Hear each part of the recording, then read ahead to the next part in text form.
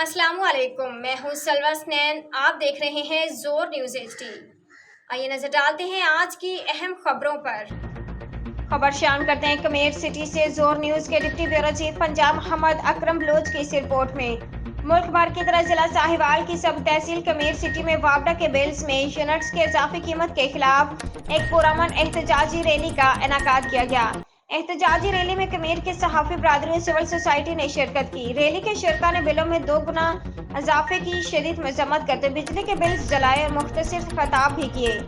Rally में कमेर शहर के बुजुर्ग शहरी समाजी कारकुन पीर सईद हसनैन नकवी ने खिताब करते हुए कहा कि हुकूमत को अशराफिया अमरा वजीरों मशीरों के मुफ्त यूनिट्स खत्म करके इस गरीब को रिलीफ देना चाहिए जिसका बिल उसकी माहाना आमदन से दुगना आया है।